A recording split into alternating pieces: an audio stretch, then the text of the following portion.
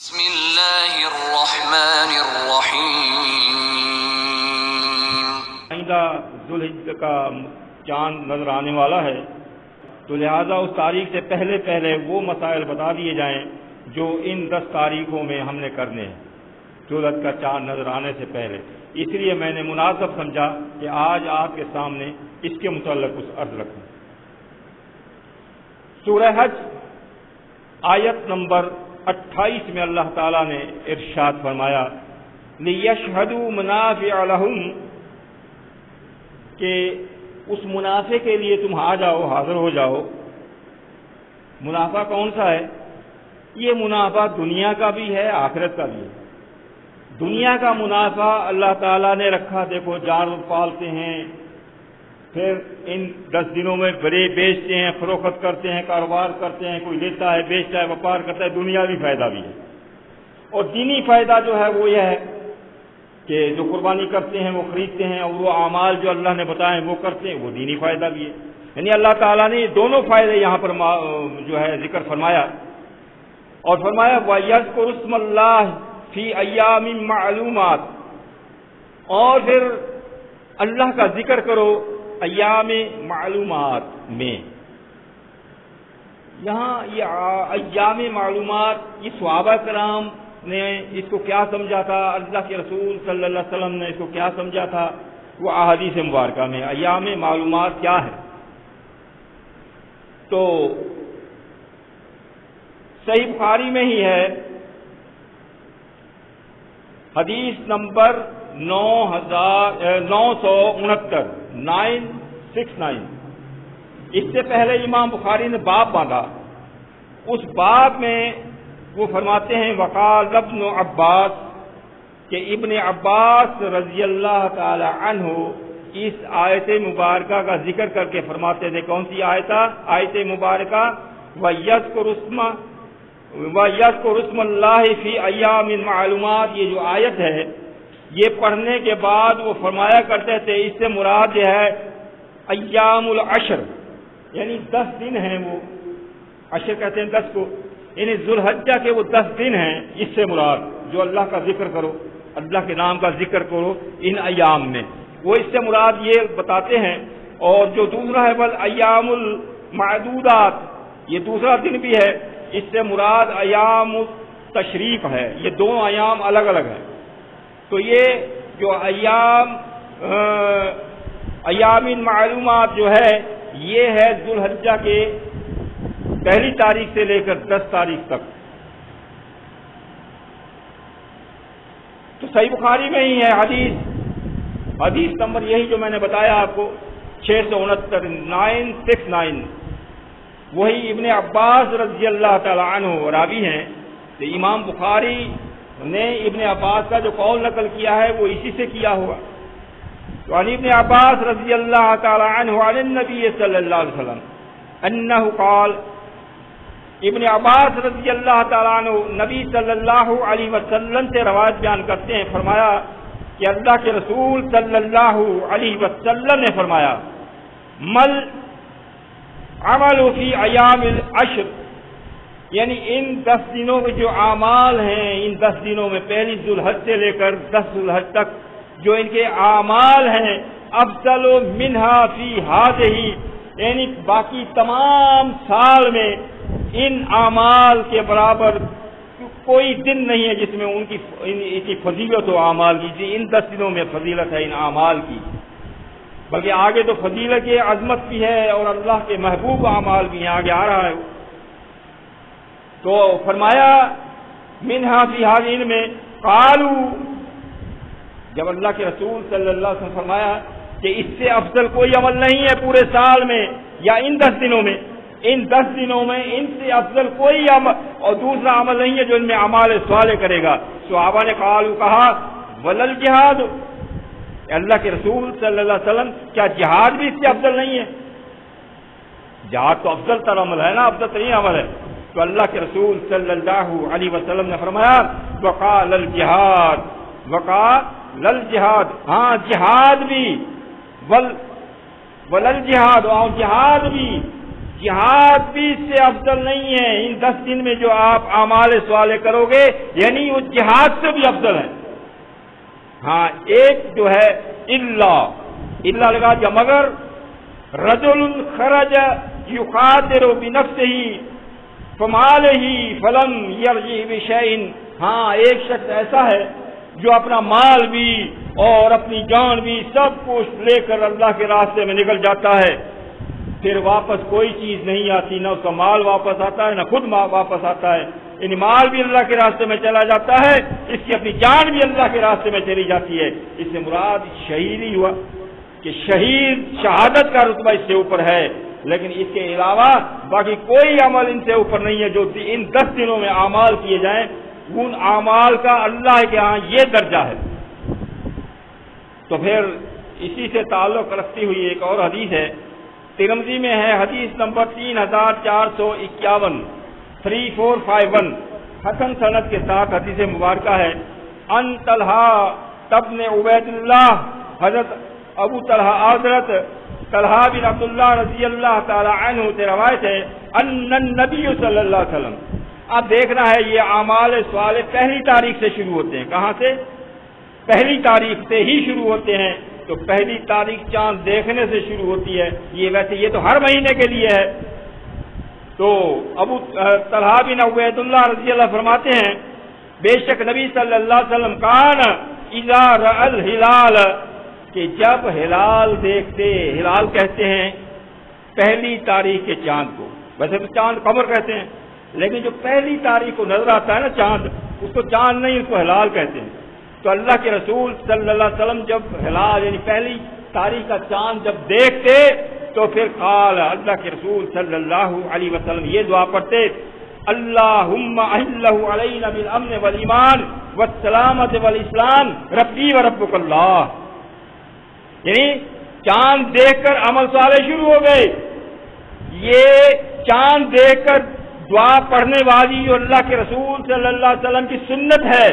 جیسا کہ جماعت المسلمین نے اور سنتوں کا احیاء کیا ہے، اسی طرح اس سنت کو بھی یہ جماعت المسلمین نے ہی زندہ کیا ہے. اس دور کے اندر سوائے جماعت المسلمین کے کون ہے جو چاند دیکھتا ہے؟ سب ٹی وی کے انتظار میں بیٹھے رہتے ہیں. رویت حلال کمیٹی بنا دی گئی ہے، تو عام لوگ دیکھیں ہی نہ، دیکھے گا نہیں تو دعا کہاں سے پڑے گا؟ یہ الحمدللہ ثم الحمدللہ یہ جماعت المسلمین میں انتظام ہے کہ جب 29 تاریخ ہوتی ہے تمام شاخوں میں اعلان کر دیا جاتا ہے جہاں پر بھی جماعت المسلمین ہے کہ سب مسلمین چاند دیکھیں، اور جب دیکھیں گے جس کو نظر آئے گا یہ دعا پڑھے گا، اللہ کے رسول صلی اللہ علیہ وسلم کی سنت پہ بھی عمل ہو جائے گا، چاند دیکھنے والی سنت پہ بھی عمل ہو جائے گا، دعا پڑھنے والی سنت پہ بھی عمل ہو جائے گا. اور جیسے ہی چاند نظر آتا ہے کیسے پیارے الفاظ ہیں، اللہم احلہ علینا بالامن والایمان. یا اللہ اس حلال یعنی اس مہینے کو ہمارے لیے امن اور ایمان والا بنا دے. اور آگے فرمایا والسلامت والاسلام، یا اللہ اس مہینے کو ہمارے لیے سلامتی اور اسلام والا بنا دے. کیسے پیارے الفاظ ہیں. کون مانگتا ہے یہ اللہ سے چاند دیکھ کر الفاظ؟ یہ دعا کون مانگتا ہے؟ یہ الحمدللہ مسلمین ہی مانگتے ہیں. پھر آخر میں فرمایا ربی وربک اللہ، کیونکہ یہ دعا چاند کو دیکھ کر پڑھی جا رہی ہے نا. کہیں مشرک یہ نہ سمجھ بیٹھے کہ شاید چاند سے دعا مانگ رہے ہیں، چاند کو تو نہیں رب بنایا انہوں نے. تو پھر اللہ کے رسول صلی اللہ علیہ وسلم فرمایا ربی وربک اللہ، اے چاند اے حلال تیرا اور میرا رب اللہ ہے، تو ہمارا رب نہیں ہے، ہمارا رب اللہ ہے. تو یہ بھی وضاحت کر دی کہ کوئی کسی غلط فہمی میں مبتلا نہ ہو جائے. اس کے بعد حدیث مبارکہ ہے احمد میں، حدیث نمبر 2882 2882 مسند احمد میں صحیح سند سے ہے. عن ابن عمر رضی اللہ تعالی عنہ عن النبی صلی اللہ علیہ وسلم، حضرت عبداللہ بن عمر رضی اللہ تعالی عنہ نبی صلی اللہ علیہ وسلم سے روایت کرتے ہوئے فرماتے ہیں قال، فرمایا ما من ایام اعظم عند اللہ، کہ نبی صلی اللہ علیہ وسلم نے فرمایا کہ ان 10 دنوں میں جو اعمال کی عظمت ہے، یعنی اتنے عظمت والے اعمال ہیں وہ جو ان 10 دنوں میں کرے گا. اور فرمایا اللہ کے نزدیک اور ولا احب الیہ اور اللہ کے نزدیک ان سے زیادہ محبوب کوئی عمل نہیں ہے.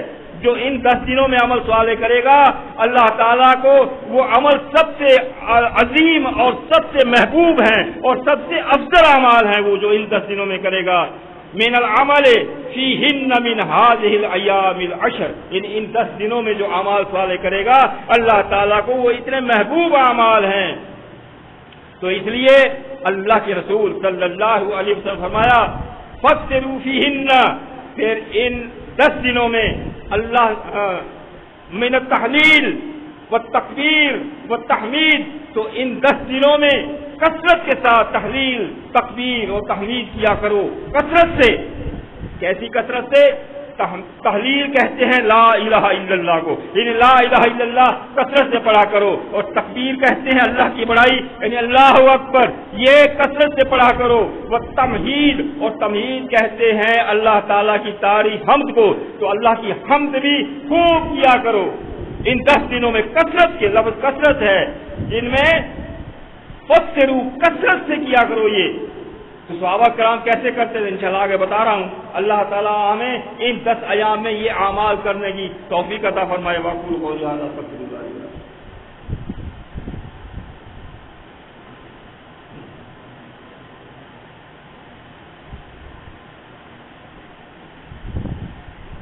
إن الحمد لله نحمده ونستعينه ونستغفره ونؤمن به ونتوكل عليه ونعوذ بالله من شرور أنفسنا ومن سيئات أعمالنا من يهده الله فلا مضل له ومن يضلله فلا هادي له وأشهد أن لا إله إلا الله وحده لا شريك له وأشهد أن محمدا عبده ورسوله. اللهم صل على محمد وعلى آل محمد كما صليت على إبراهيم وعلى آل إبراهيم إنك حميد مجيد. اللهم بارك على محمد وعلى آل محمد كما باركت على إبراهيم وعلى آل إبراهيم إنك حميد مجيد. تو میں عرض کر رہا تھا کہ اللہ کے رسول صلی اللہ علیہ وسلم نے فرمایا کیونکہ ان 10 دنوں کے اعمال جو ہیں اللہ کو بہت سب سے زیادہ محبوب ہیں، سب سے زیادہ عظمت والے ہیں اور سب سے زیادہ جو ہیں فضیلت والے ہیں اس 10 دنوں میں کیے ہوئے اعمال. تو فرمایا ان 10 دنوں میں تحلیل تکبیر اور تحمید کثرت کے ساتھ کیا کرو. کہ صحابہ کرام کیا کرتے تھے کیسے؟ صحیح بخاری حدیث نمبر 969 969 سے پہلے امام بخاری رحمہ اللہ نے باب باندھا ہے، اس میں لکھتے ہیں وَقَانَ ابْنُ عُمَرَ وَأَبُو هُرَيْرَةَ، حضرت عبداللہ بن عمر اور حضرت ابو ہریرہ رضی اللہ تعالی عنہما یخرجان، یعنی دونوں الی السوق، جب نکلتے بازار میں، بازار کی طرف، فی ایام العشر، یعنی ان 10 دنوں میں پہلی ذوالحج سے لے کر 10 ذوالحج تک جب اپنے گھر سے بازار میں آتے دونوں نا، تو پھر یہ وہاں جو ہے یکبران، تکبیریں کہتے، بلند آواز سے تکبیریں کہتے. یہ جو اوپر بتایا گیا ہے تکبیریں کہتے، جب یہ بلند آواز سے دونوں تکبیریں کہتے، وَيُكَبِّرُ النَّاسَ بِتَكْبِيرِهِمَا، کہ ان کے ساتھ جو بازار میں دوسرے لوگ ہوتے وہ بھی تکبیریں کہنا شروع کر دیتے، مطلب اللہ اکبر لا الہ الا اللہ واللہ اکبر اللہ اکبر کی جو ہے فضائیں گونج جاتی، گونج پیدا ہو جاتی.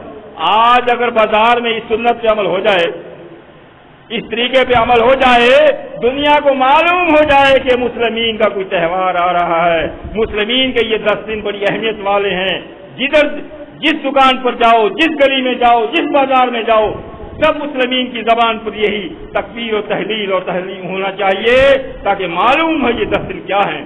اور اس کے بعد فرمایا وکبر محمد بن علی، حضرت محمد بن علی رضی اللہ عنہ خلف النافلہ، یہ جو ہے نوافل عبادت کے بعد بھی یہی تکبیریں پڑھا کرتے تھے. تو یہ امام بخاری نے صحیح بخاری میں نقل کیا ہے. باقی تاریخ چاند نظر آنے کے بعد اور کیا کرنا ہے؟ صحیح مسلم کی حدیث ہے، حدیث نمبر 5121 5121 حدیث نمبر ہے. فرماتے ہیں ام سلمہ زوجۃ النبی صلی اللہ علیہ وسلم، اللہ کے رسول صلی اللہ علیہ وسلم کی زوجہ محترمہ حضرت ام سلمہ رضی اللہ تعالی فرماتی ہیں کہ قال رسول اللہ صلی اللہ علیہ وسلم، کہ اللہ کے رسول صلی اللہ علیہ وسلم نے فرمایا من کان لہ ذبح یذبح، جس شخص نے قربانی کا ارادہ کیا ہو، قربانی کا جانور لے لیا ہو، قربانی کرنی ہے، پھر فرمایا فَإِذَا أَحِلَّ هِلَالٌ ذی الحجہ، جب ذی الحجہ کا ہلال چاند نظر آ جائے تو اس کے بعد فَلَا يَأْخُذَنَّ مِنْ شَعْرِهِ، تو چاند نظر آنے کے بعد جسم کا کوئی بھی بال نہ کاٹے، اور ولا من اظفار ہی، اور اپنے ناخن بھی نہ کاٹے، جسم کا کوئی بال بھی نہ کاٹے، نہ مونڈے، اور نہ اپنے ناخن کاٹے چاند نظر آنے کے بعد، یہاں تک کہ یعنی وہ جانور ذبح کر دے، قربانی جب تک نہ کر دے، یہ نہ ناخن کاٹے، نہ بال کاٹے، نہ مونڈے، ذبح کرنے کے بعد، قربانی ذبح کرنے کے بعد جو ہے پھر یہ ناخن کاٹے، بال کاٹے، اور جہاں سے مونڈنے ہیں وہ مونڈے۔ یہ ان کے لیے ہے جن کی قربانی ہے۔ اب جن کی قربانی نہیں ہے ان کے لیے بھی دیکھ رہے ہیں، اللہ اکبر، اللہ تعالیٰ کتنا مہربان ہے۔ ابو داؤد کی حدیث نمبر 2779 یعنی 2789، دوسری ہے 1399 یعنی 1399، یہ ابو داؤد کی حدیثیں ہیں۔ نسائی میں ہے حدیث نمبر ہے 4370 4370، اور صحیح ابن حبان میں ہے حدیث نمبر 1043 1043، اور حاکم میں بھی یہ حدیث ہے۔ یہ صحیح سند سے ان تمام احادیث میں یہ حدیث ہے۔ عن عبداللہ ابن عمر رضی اللہ عنہ قال قال رسول اللہ صلی اللہ علیہ وسلم، حضرت عبداللہ بن عمر رضی اللہ تعالیٰ فرماتے ہیں کہ اللہ کے رسول صلی اللہ علیہ وسلم نے فرمایا امرت، اللہ کے نبی نے فرمایا کہ مجھے یہ حکم دیا گیا ہے بیوم الاضحیٰ عیدن، کہ عید، یہ جو یوم الاضحیٰ قربانی کا جو دن ہے اس کو عید کا دن سمجھے۔ کیا جعلہ اللہ بہذہ الامہ، میری امت کے لیے اللہ کے رسول نے فرمایا اللہ تعالیٰ نے میری امت کے لیے یہ قربانی والے 10 ذی الحجہ کو عید کا دن مقرر کر دیا ہے، تو اس لیے ہم قربانی بھی کرتے ہیں اور عید بھی مناتے ہیں۔ تو لہذا قال لہ رجل، اب مسئلہ تو کچھ اور چل رہا تھا قربانی کا، ایک شخص نے پوچھا یا رسول اللہ صلی اللہ علیہ وسلم، اے اللہ کے رسول صلی اللہ علیہ وسلم، میرے پاس کوئی جانور نہیں ہے، ایک بکری ہے جو دودھ دیتی ہے، بچہ ہے اس کے ساتھ یا دودھ دیتی ہے، کیا میں اس کو ذبح کر دوں دودھ والی کو؟ یہ بھی ایک مسئلہ ہے کہ میں دودھ والی کو ذبح کر دوں۔ اللہ کے رسول صلی اللہ علیہ وسلم نے فرمایا قال لا، فرمایا نہیں، اس کو ذبح نہیں کرنا، مطلب اس کی قربانی نہیں کرنی۔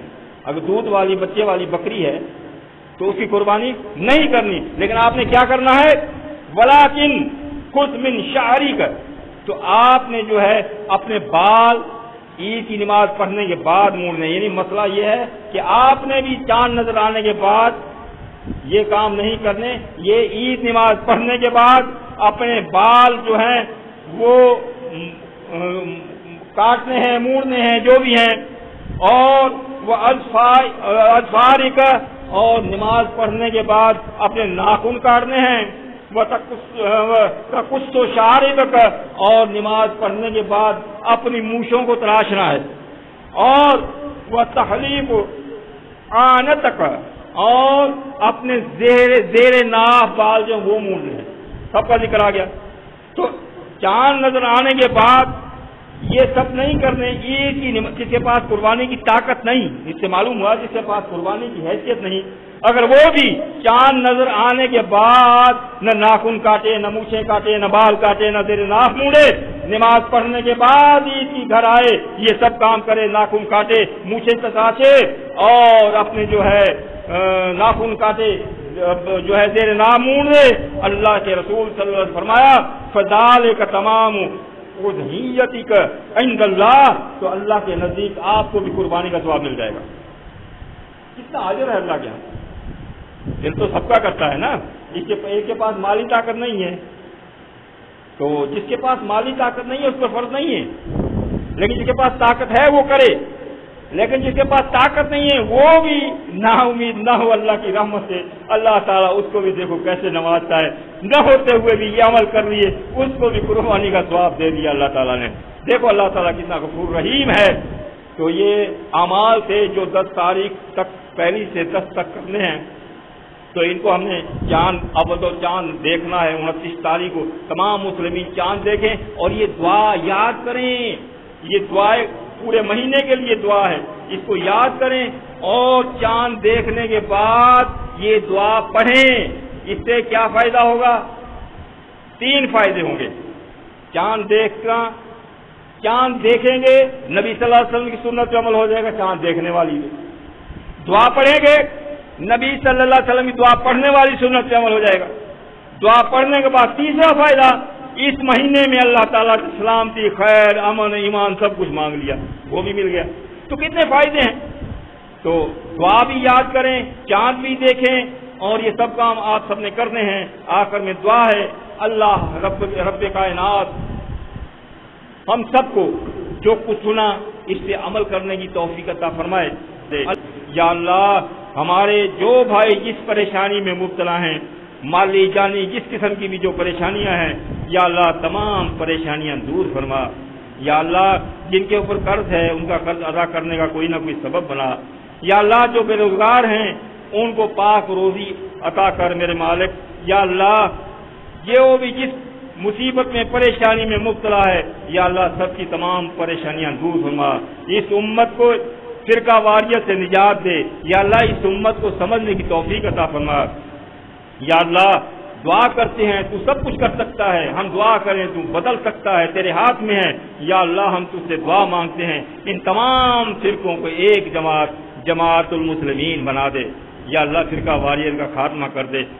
وَأَقُولُ قَوْلِي هَذَا أَسْتَغْفِرُ اللَّهَ لِي وَلَكُمْ۔